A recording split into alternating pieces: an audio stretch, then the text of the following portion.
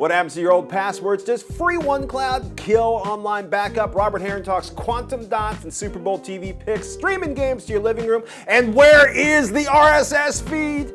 All that and more coming up on TekThing.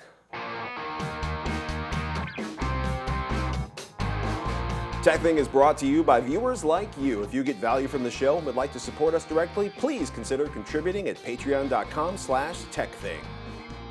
I'm Shannon Morse. And I'm Patrick Norton. And this is TekThing. We make technology behave. And we try to have a little bit of fun doing it. We do like tech, but we love what we can do with it, whether it's the latest in mobile phones or speeding up your gaming PC. New apps or how to make sure your data, like that awesome photo, doesn't get away. We are here for you. Last week's episode, all about CES. Yeah. We're gonna get our questions on this week. Yes, we are. So first off, we wanted to start with Jeremy. He writes, "Hey TekThing crew, I never missed an episode of Tekzilla, and I'm excited to see everyone back with a new show. Now that OneDrive is rolling out unlimited cloud storage for Office 365 subscribers and hopefully more services following suit, are dedicated cloud backup solutions still viable? I currently subscribe to CrashPlan to maintain a local and cloud backup. This no longer seems necessary when I can store everything in OneDrive, sync a copy to my computer, and back up the OneDrive folder to my NAS. This way I still have two backups of my data. Is it safe to drop my cloud backup subscription? Do dedicated cloud backup solutions offer any advantages over cloud storage solutions such as encryption, data loss protection, and if the service is hacked, will my data be kept safe? Keep up the great work," from Jeremy. Hey, Jeremy. Well, Good question. Yeah. First up, awesome to hear you've got your 3-2-1 on. 3 copies on 2 different mediums, Yay. at least one of them off-site. That is a backup plan, especially if it's automated. Yes. So here's a couple things to think about. One, anybody can be hacked.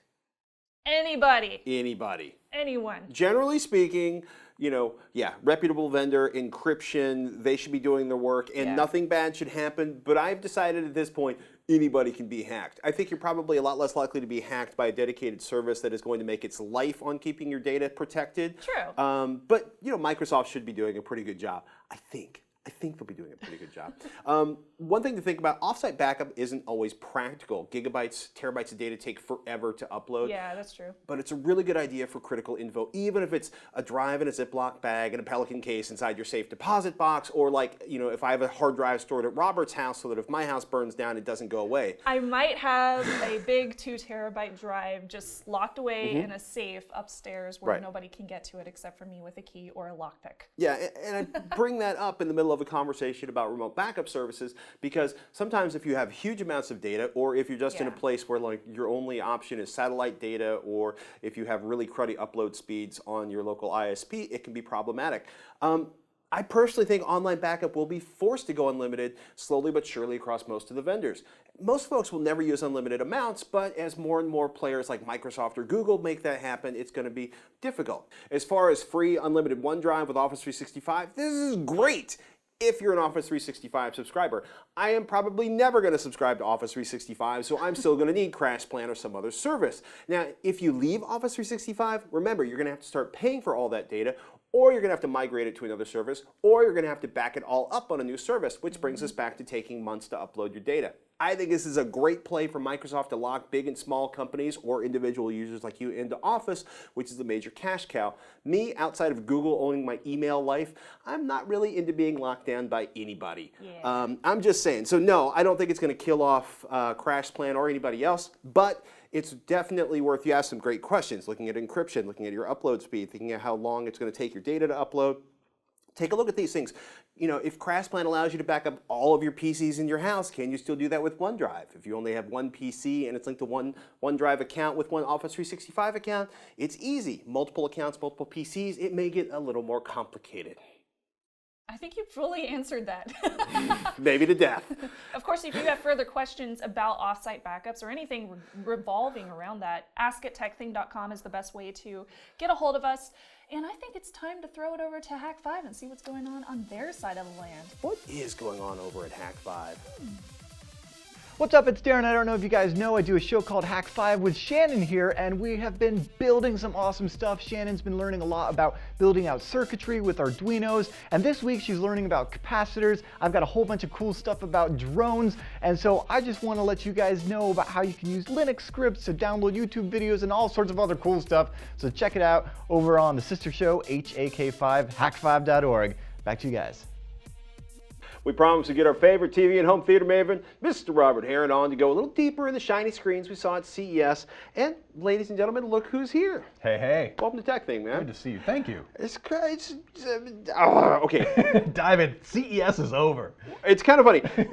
I think our Patreon audience is going to see like the 32-minute version of this conversation, but we're going to try to condense it down because CES was kind of all about extended dynamic range, OLED, and quantum dots. Without a doubt. Or I like to think is LG versus the rest of the the TV industry. We've given up on like TV, UHD, 4K. They're just back to being TVs again, right? They are. No, everything's going to go 4K. Actually, Right. everything 55 inches and larger, and within a couple of years, will be a 4K display. That's just the way the industry's going. Right. High dynamic range, really what that's just saying is that the content makers and the people who make the TVs and the way they distribute it, they want to be able to put brighter details into the pictures that we look at today, into the video that we enjoy.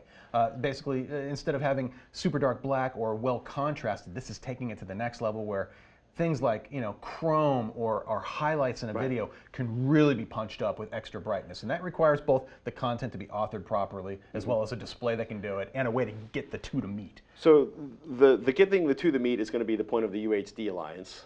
That is the main goal, is just to make it all easier to handle, and there's a lot of people involved in that. 4 manufacturers, a few of the content owners, as well as Netflix. people like, and DirecTV. They're all looking at, hey, we all want to be a part of this. And it's also to reduce the cost of doing it as well. Dolby and Technicolor are involved as well.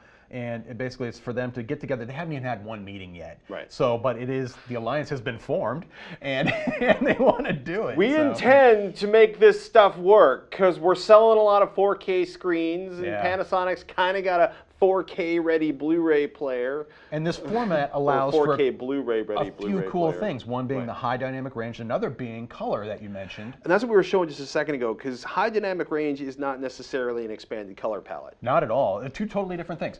HD video, Rec 709 that we all know and love, is a relatively small part of the color chart that you saw right there. It's a small subset of it all, and the ability to expand that subset out to cover more of that, of all color that is humanly possible to see, is the goal. And the next standard coming up that they currently use in digital cinema is called DCI.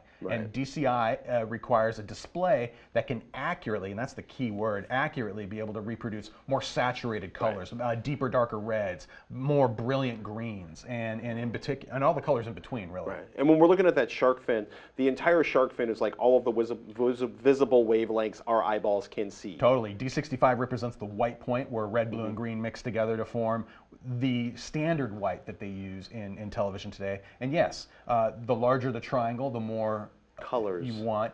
The triangles basically represent the mathematical models that the video is encoded with. That one kind of oblong shape, Pointer's gamut, is just a scientist who said, you know what, I'm going to actually do physical measurements of the real world in terms of how we perceive color.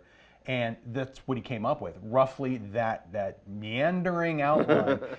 So, but what that did, though, is give all the engineers, though, say, okay, we can come up with red, blue, green primaries that cover as much of that as possible in order to produce a standard that gives us a richer experience. However, you need a display that can keep up with it, and that's what the manufacturers are using, things like quantum dots and enhanced LEDs in order to produce this new color experience. And don't forget OLED. No, not at all. And if you love what LG's done already, they're bringing out a whole new array of OLEDs for this season, including a flat screen option and larger sizes up to about 77 inches. So what is a quantum dot? It's a semiconductor particle, a crystalline structure. And the way to visualize it is that they're stimulated with light currently. They shine blue LEDs on them. And the smaller the particle is, the more the color will skew toward blue in terms of what it fluoresces. The larger the particle, it skews toward red. If you can precisely control the size of that particle, you can make a very precise color output from it. So you can then take, say, a very efficient blue LED, combine that with red and green quantum dot materials, and to create that red, blue, green mix that creates a white light that is then used to filter through the rest of the LCD panel. So a blue backlight, a sheet of quantum dot material, Yes. then all of the LCD that create my pixels. Companies like 3M are Right. already pumping out these sheets of material in literally a form that can replace one of the common parts in an LCD, the diffuser layer. So LCD manufacturers are like, really? All we have to do is pop the diffuser out, pop in your diffuser that's enhanced with the QD material, add the blue backlights, done. And you have basically an expanded color palette with really no other cost involved, which is what they love. We're going to talk about expanded color palettes and the sort of video file cineast experience, but we're going to start with one of the viewer questions we got. A tweet from @thequestion007, with plasma going away, what's the best tech for classic movies with 24 frames per second and natural blur? I have to say, a good projector, a 3-chip projector in particular, because 3-chip over a single chip DLP, it gives you better color brightness, and you get other benefits as well, but the color brightness is the big one for a 3-chip system.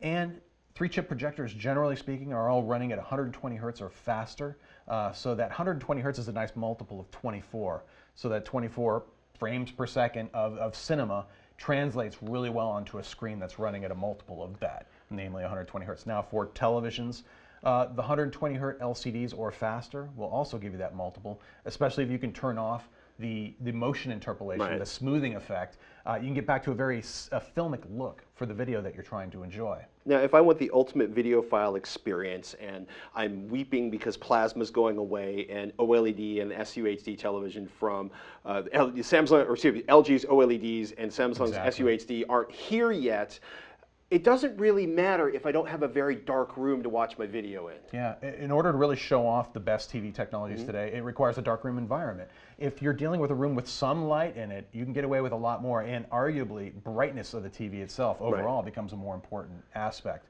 Screen size too, I would take a larger screen. Err to what sounds like it's too large.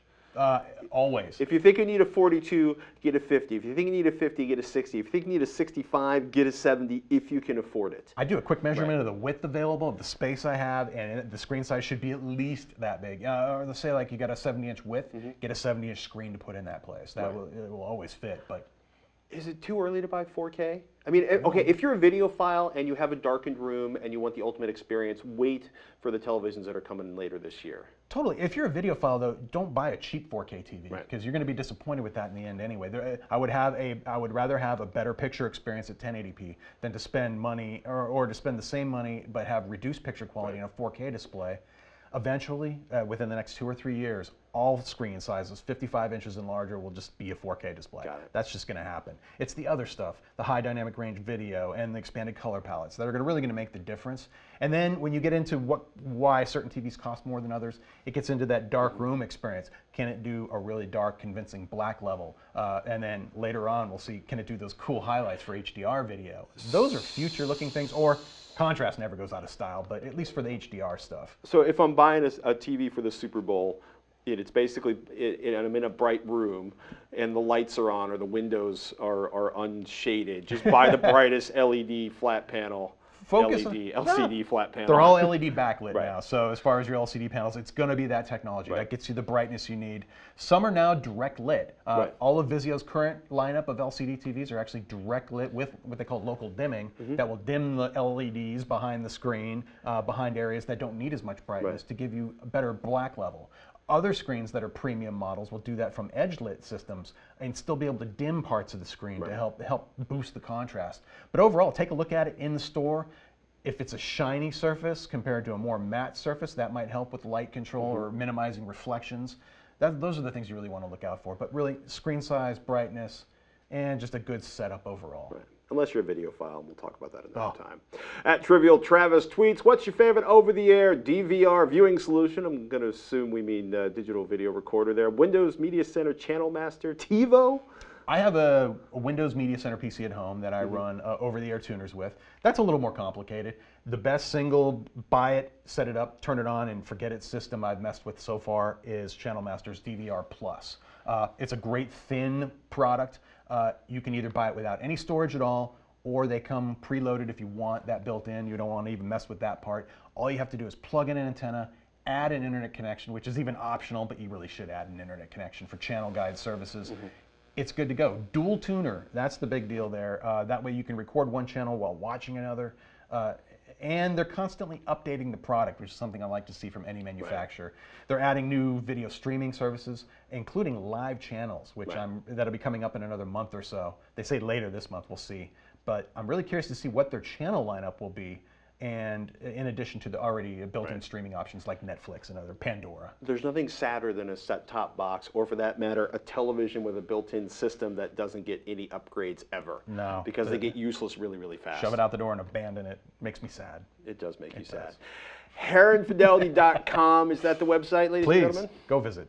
Enjoy my work. And check out the favorite gear. There's some really, really good stuff there. Thank you. And if you click on the links on Robert's page, HeronFidelity.com, he'll make money off of Amazon. Amazon.com. I provide stuff that I want to buy, though. Oh, also, I've got some picks for the Super Bowl coming up as well. So, Super Bowl. HeronFidelity.com, ladies and gentlemen. Thanks so much. My pleasure. Thank you. And keep an eye out for avexcel.com coming soon. What are you talking about? I don't know what I'm talking about. This episode of TekThing is brought to you by viewers like you. If you're enjoying the show, please consider donating to our Patreon at patreon.com/TekThing. You can donate a nickel, a dime, or even $5 per episode, and that contribution goes directly back into show production. And remember, if you can't donate, no worries. We'd love it if you share the show with your friends, subscribe on YouTube, or just send us your questions on your favorite social network. Thank you so much for supporting the show. We're back and it's time for a rapid fire round. So this is where we're going to try to answer 3 different questions, give 3 recommendations, or review 3 different products in less than a minute each. Are you ready? Go! Go! Oh boy. This week's questions are all about the new show. Question 1 from the entire internet. Will TekThing be available via iTunes, RSS, Downcast, Downcoast, Roku, Pocket Cast, etc.? Everything. Yes. Yes, it will. So we will have the show available to download as soon as we hit our Patreon goal for RSS feeds. Now we want to give you access to quality fast downloads, and it does take a little bit more work to make those feeds happen. And money. And money. Bandwidth costs money. That is why we made it a goal. Yeah, we could just do archive.org, but it would be a little slow for some people. That's a whole nother conversation. $132.20. We are so close. No, $122.20. And we can also count. Question 2 is from @OEW55R on Twitter. Will you have a post office box for people to mail donations to TekThing? Many people are skittish giving credit card numbers online. I am. Yeah, we do Hack 5. I totally understand you. Yes, we will have a PayPal donation button on our site over at tekthing.com. That's TekThing.com. And you can also donate via this address, which is 15501 San Pablo Avenue, number G325, Richmond, California, 94806. And that's also where you can send us strange things, except not strange things. No dead animals in a box. It's a good place to send if you have product information to send us. Yes. Just send it to Attention TekThing or to Attention Shannon or to Attention Patrick. Yep. And you can send snacks also. Snacks.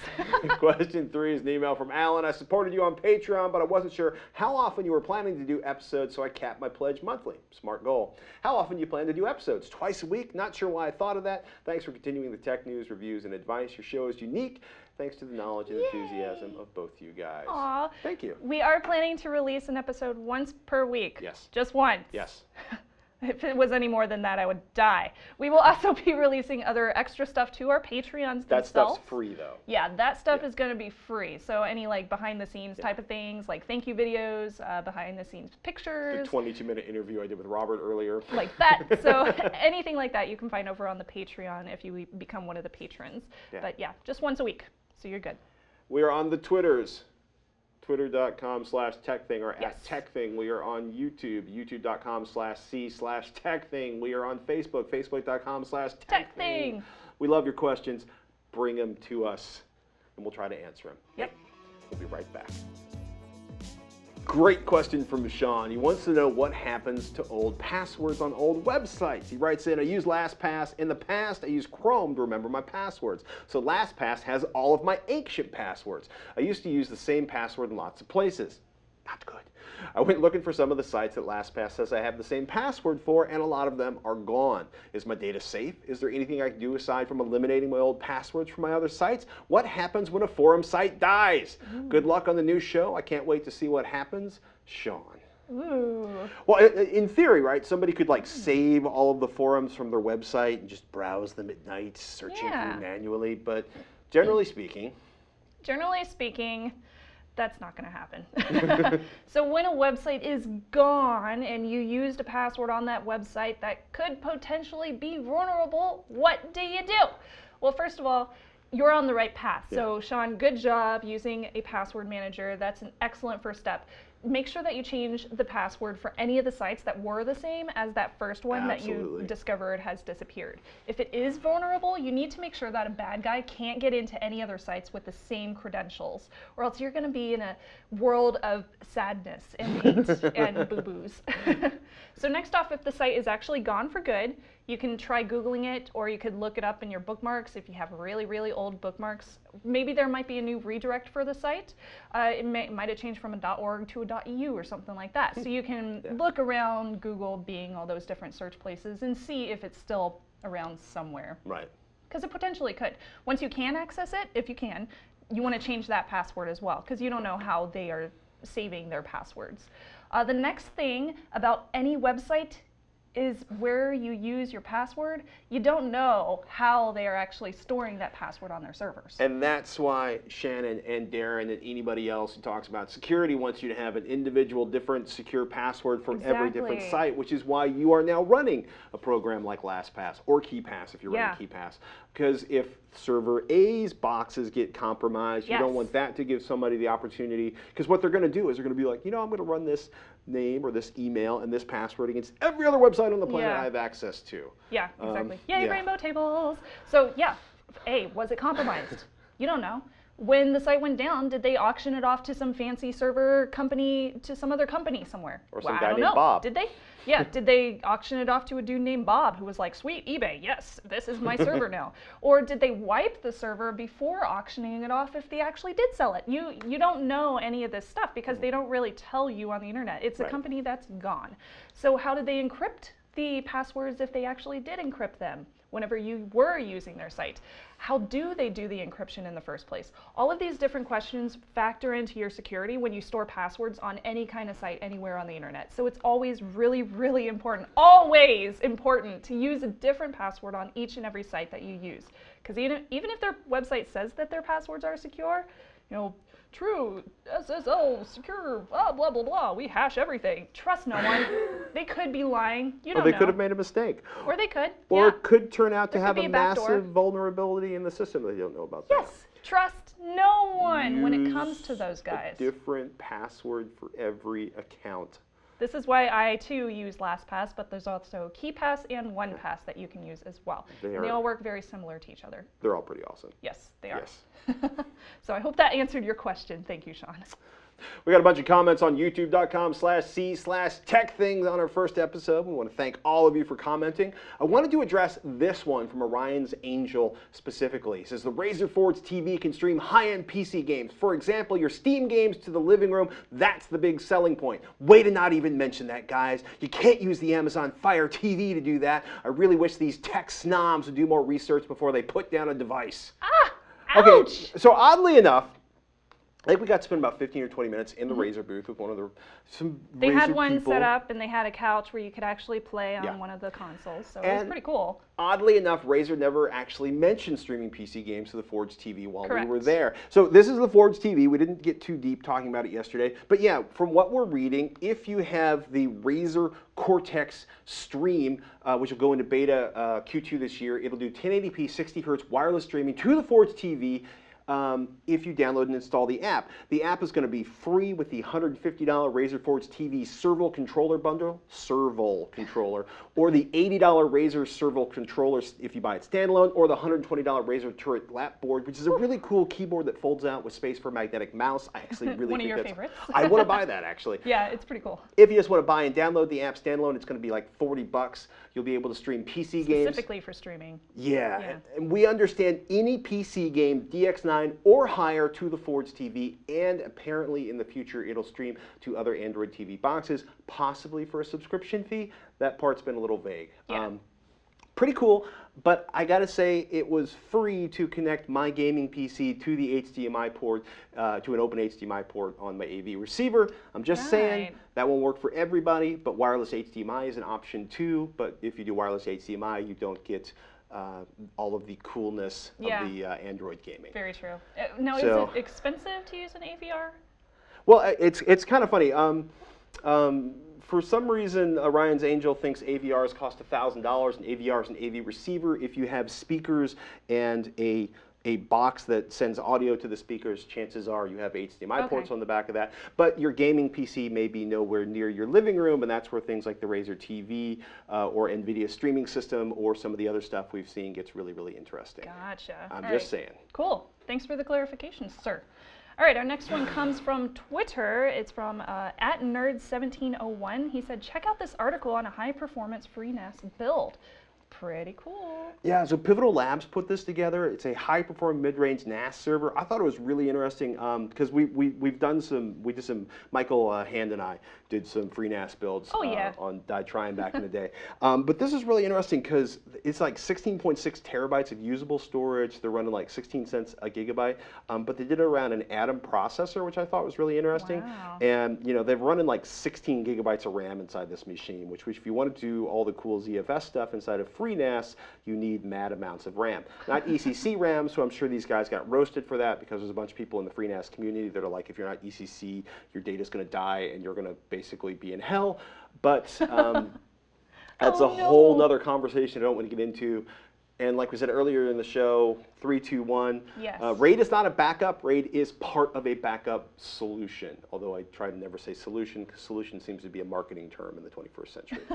So we should do a whole segment about RAID. So many segments we could do about RAID. Yeah. Contact us if you want us to talk about RAID. And from the That's Pretty and So Super Shiny department, this one is from @Horwitz, who said, probably the coolest neo-retro Apple product design that I've ever seen.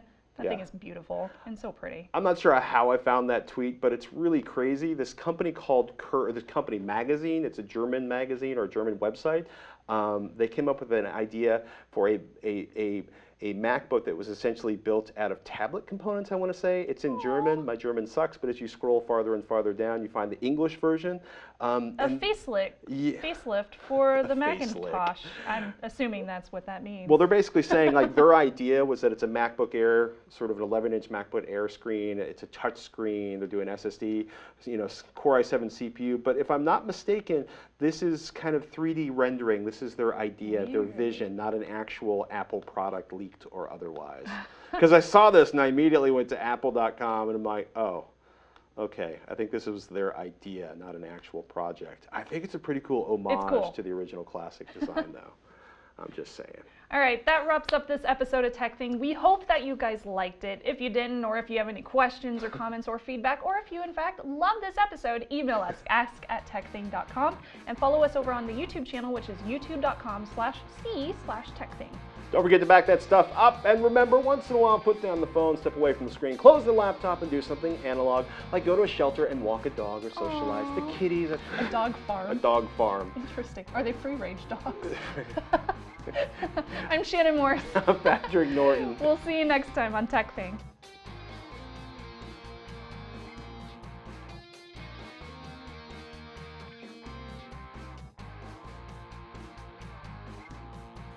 Problem with thinking is it gets in the way of reading. And we're going to talk streaming games to your living room. I'm Shannon Morse. And I'm Patrick Norton. And this is TekThing. Bust. Sorry. Did you see that? You messed me up. Yeah, I did. Because you know what? I did like 588 episodes of the last show that's slightly different. And this is Tekzilla. We're going to keep it simple for the first one. We can just be like, thank you, Darren. And then back to us. Are you guys? Yes, sir. Oh, yeah, that's sweet and wholesome. Sweet, wholesome. Wholesome, sweet. No. Sweet, wholesome, sweet, sweet, wholesome, sweet. This is hard. Let's just be evil. That was my dolphin noise. I noticed.